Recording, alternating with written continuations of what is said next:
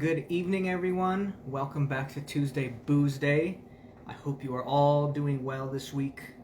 As I like to kick off every show, please do share what you're drinking, where you're watching from, what you got going on tonight.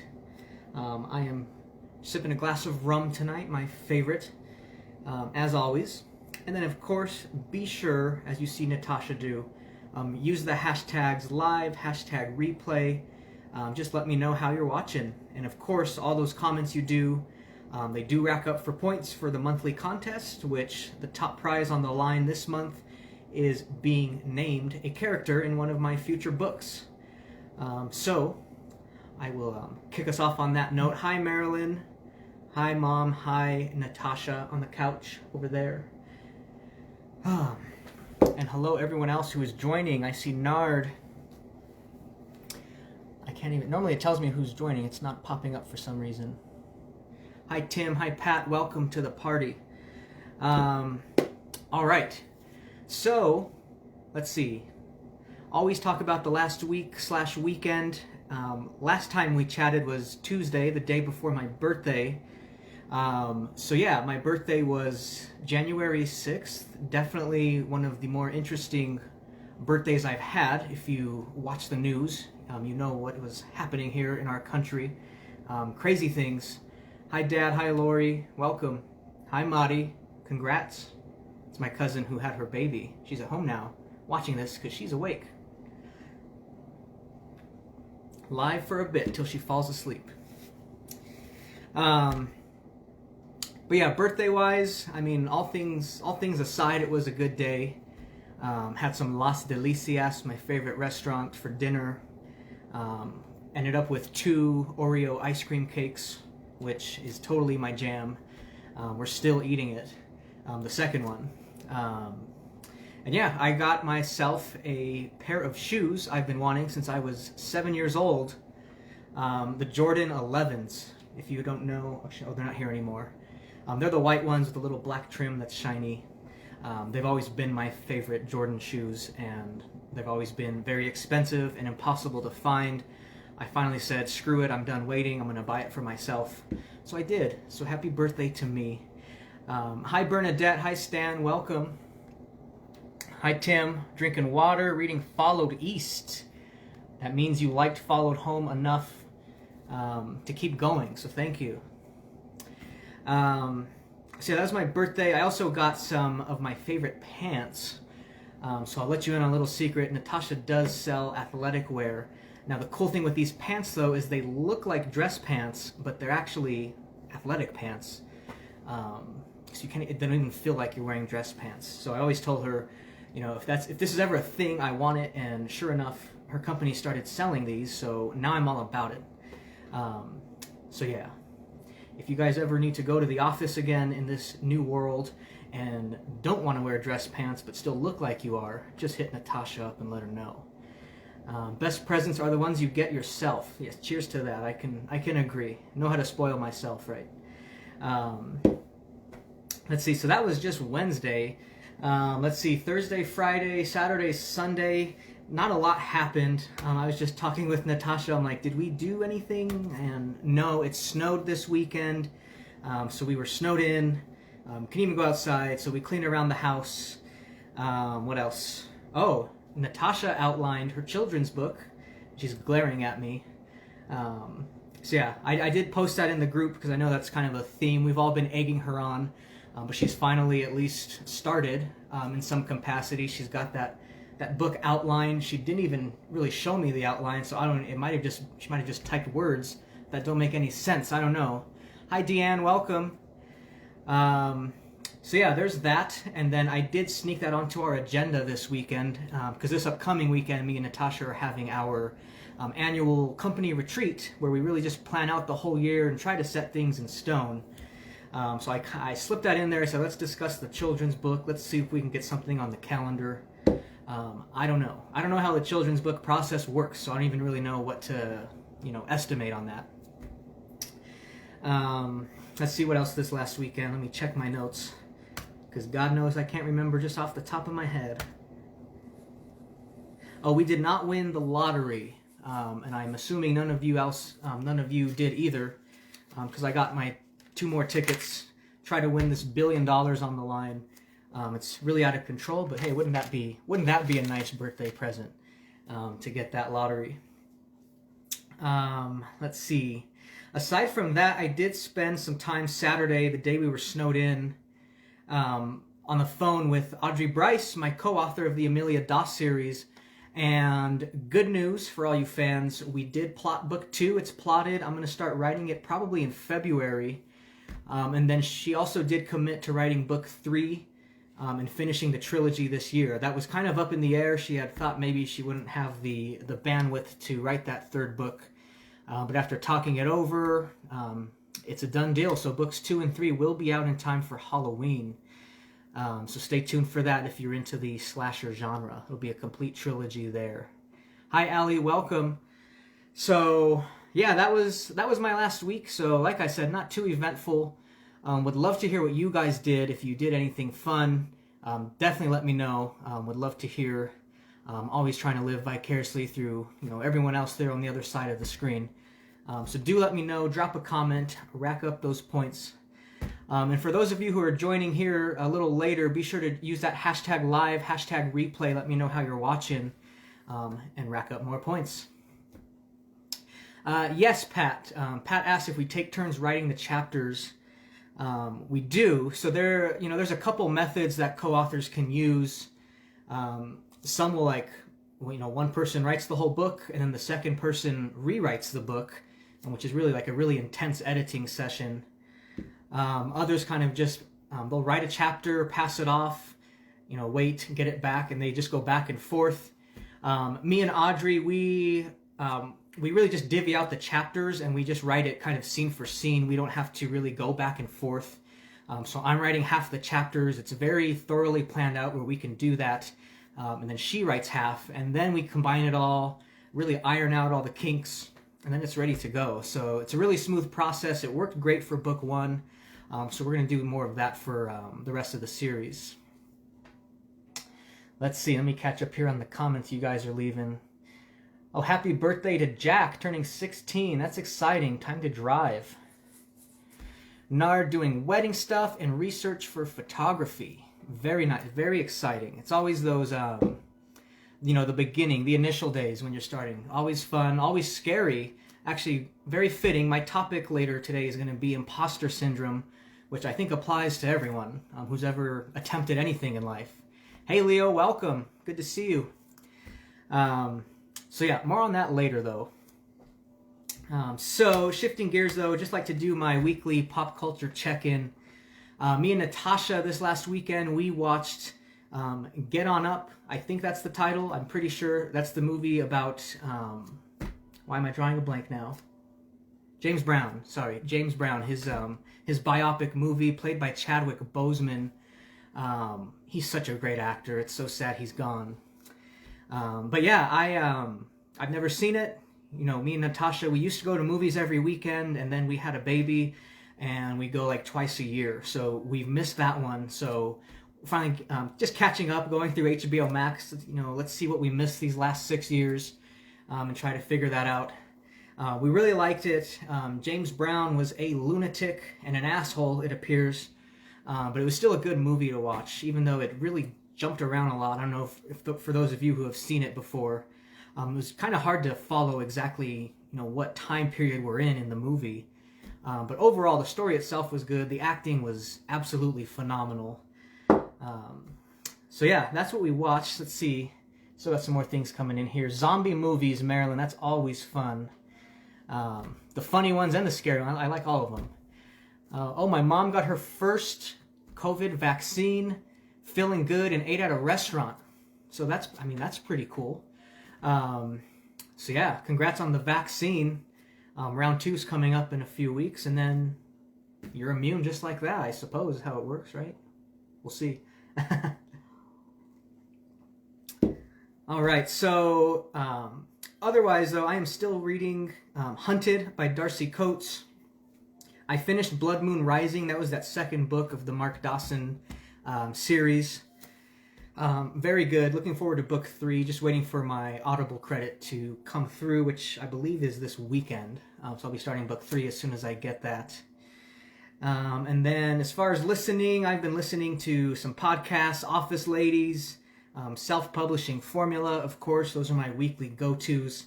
My sister recommended Crime Junkies, I think was the name of it, to me. Said I might get some good ideas for books from that, so I'll be checking that out as well. And then we've just been watching Parks and Rec. We're coming up towards the end of season 4. So yeah, just chugging along with everything there. I see some of you guys still dropping comments. Let me see.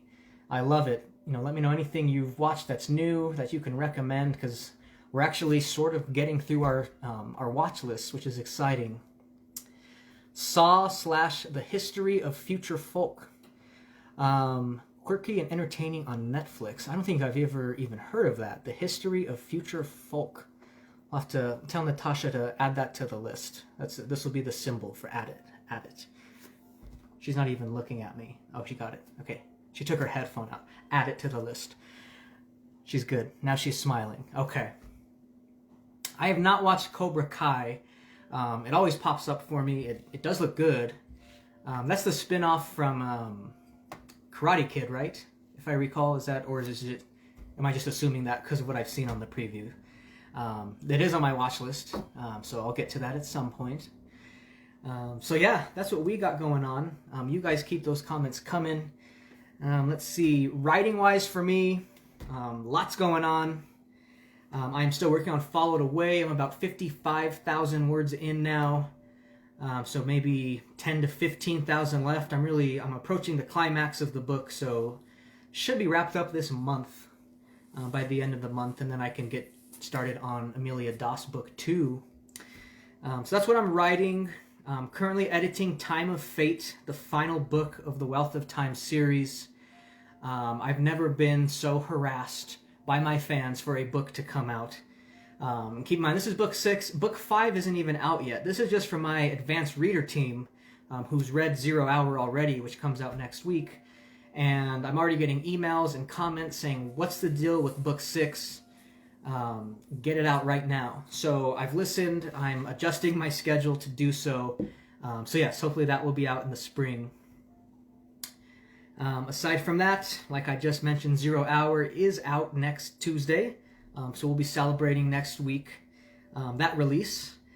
You can buy the paperback right now. It is for sale. It's not pre-order. You buy it and it'll show up through Amazon Prime. So you can start reading before the rest of the world. I know some of you already have been seeing your pictures. I love that. If you guys ever have pictures or just want to take pictures of my books and post them in the group, it's always fun for me to just see them in the wild, because I only ever see them on my bookshelf.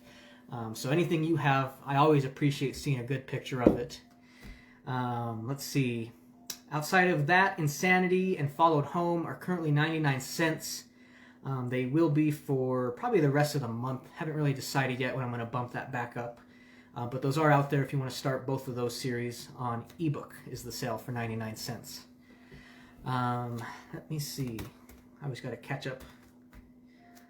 I take notes and then I lose where I am on them. Okay, I'm caught up. Let's see. Queen's Gambit was good. Yes, I've heard. I definitely added that to my list. I think it looks phenomenal. So yeah, I do plan on watching that. Marilyn ordered your paperback. Cheers to that. Thank you. Much appreciated. Share a picture once it arrives. All right, guys. So shifting gears. Today's topic, I want to talk about Imposter Syndrome. Now, I mentioned it, and it appears some people may not even know what that means exactly. I'm sure, just looking through the group here, Leo, Bernadette, you guys probably know because just you're my fellow writers, so you definitely battle it. I pulled up the definition just to maybe give you the technical terms behind Imposter Syndrome. And what it says, it's a psychological pattern in which an individual doubts their skills, talents, or accomplishments and has a persistent internalized fear of being exposed as a fraud or an imposter.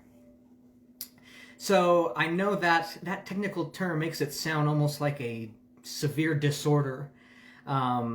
I wouldn't say it's quite that drastic, but it is a very real thing, as Bernadette says there in the comments.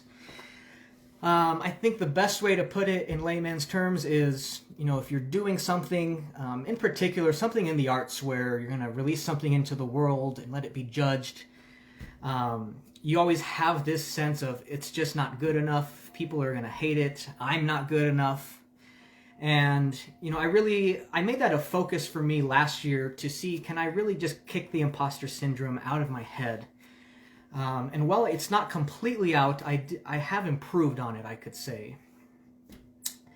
Geez, where to start? Looking back even, 2016, I just released my first book. I think that's when it's probably the strongest, is that very beginning. It's like, you tell yourself, no one's going to like this. Who am I to even be attempting something like this? Who am I to release a book into the world?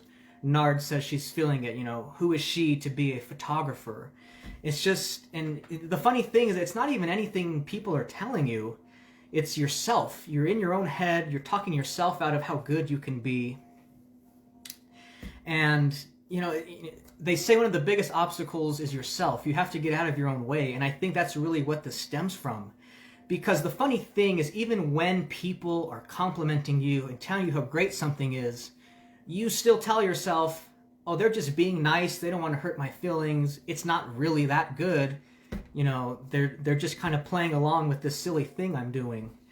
That was definitely, a very strong, real thing for me in 2016. Hell, probably through my first 5 books even. I know writing the Insanity series, I felt like, what am I doing? Who am I to try to write this complex story of, tackling someone's mind with a mental illness? But, you have to just try and see what happens. And, eventually, if you just keep doing it every day and you just stay consistent with what you do, you will reach a point where you say, you know what, okay, maybe people aren't just being nice, I'll talk about this from a writing perspective. I released book 1, all my family and friends buy it, because I have no audience at that time besides them. So it's like, okay, great. I've made some good sales. I have a big family, lots of friends. So that was nice to have at least. But even still, it's like, and then people tell you, oh, great book. When's the next one? It's like, oh yeah, thanks for being nice to me. And then, over time, strangers start to trickle in and they're leaving reviews on Amazon. And God forbid they leave you a bad review, because that's going to just, feed this, especially in the early stages. But more often than not, what you'll find is that people genuinely do appreciate what you've done, what you've offered. And I think I'm finally hitting that point. Last time I checked, I was around 800 or so reviews on Goodreads, just total from all my books. And, I have an average of 4.2 star rating. I look at that, and I know probably 2 years ago I would look at that and say, those are just 800 people trying to be nice to me. But, now I can look at it and really just appreciate it for what it is. Those people, they don't owe me anything. They don't owe me being polite, to try to make me feel better. And there are people who certainly do the opposite and just try to tear you down. So there's always that balance. But, I think, good feedback, negative feedback, the key thing is to learn from it and to grow from it and really embrace it. So much to the point, in fact, where one of my episodes this year is going to be about 1-star reviews, and we're going to just go through and read them and have a good laugh, because some of them are very funny. I feel like I'm at a point where I can laugh at 1-star reviews because they don't bother me. So that's also when I kind of realize I've kicked the imposter syndrome very much to the side. I guess my words of advice, if you're feeling anything like that. And, it doesn't even have to be just creative things. Maybe you're applying for jobs, jobs maybe that you never thought before that you could do, or maybe you still think that even as you're applying, why will they call me? Why will they interview me? So it can really be anything. The best thing is just to realize if someone's trusting you, if they're giving you that call, if they're buying your book, if they're taking the time to review that book, then they really do have an interest in you. They really do have an appreciation for what you can bring to the table. So listen to the good, tune out the bad, and I think that's honestly just kind of the bare bones for how you beat imposter syndrome. And the funny thing is, like I said, I haven't gotten rid of it completely. Things still happen. Like, I feel like, writing wise, book wise, I've kind of kicked that to the curb. But now, like I've mentioned to you guys, I'm really focused on marketing, growing the business, really trying to get some, big income behind my books. And I'm still at the point, where it's like, I have a good day and I think to myself, well, it's one good day. It's probably not going to happen again tomorrow. I'm kind of just waiting for it to fail at some point. So yeah, and then day 2 comes and it's the same thing. And then day 3, and then you're like, okay, well, things maybe are what they appear to be. So I guess just trust your eyes, trust your heart, trust your gut with whatever it is you might be doing. The reason I brought this up too is partly because of Natasha and, when she outlined her book, she didn't show me. I don't know if it's because she didn't want to show me. And then even like her comment back to you guys who were all commenting with you're excited, she kind of downplayed it right away, saying, oh, it's not that big a deal. It's, it's the early stages, but it is a big deal. And that's the thing to remember. So see, she's already trying to downplay it. So that's why I wanted to talk about this tonight. So maybe we can help her kick that aside as she's starting her book 1. So yeah, that's just it. I mean, even when I started doing these Tuesday Boozeday episodes, I would think, who's going to come watch me talk on a Tuesday night, Because I know I wouldn't, right? I wouldn't want to watch me talk. But I'm so grateful for you guys. You definitely have fed my confidence and have just further helped me kick this to the side. And yeah, something Bernadette says as well is, surround yourself with like-minded people. That's another key thing too. Like, Bernadette's in here in this video tonight, Leo. These are, some of my fellow writer friends. And, these are the kind of things we talk about. How can we help ourselves get out of our own heads? And there's nothing better than, validation from your own peers in the industry. Because, I mean, even, writers, they will be polite, but they will be honest is the thing. So if you are doing something wrong, one of your peers will know the best way to kind of approach you and tell you about that. And at the same time, also will know how to lift you up when you need it. So thank you guys, any of my writer friends who might be watching, definitely appreciate you. Let me just scroll through my comments here. I was on a roll there, so I haven't seen what you guys are saying. Thank you, Marilyn. My books are good, aren't they? Right? See, I wouldn't have said that 4 years ago. I would have said they suck. You're being nice.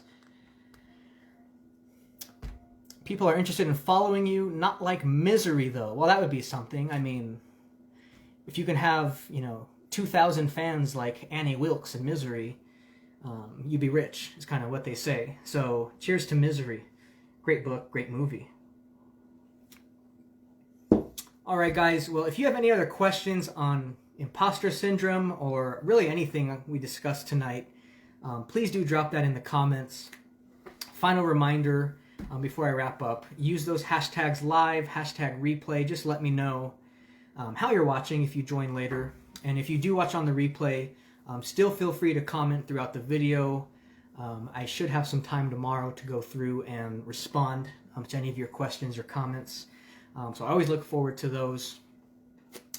On that note, guys, I think I'm going to go ahead and wrap it up here tonight. I have to go back to editing that final book for you guys.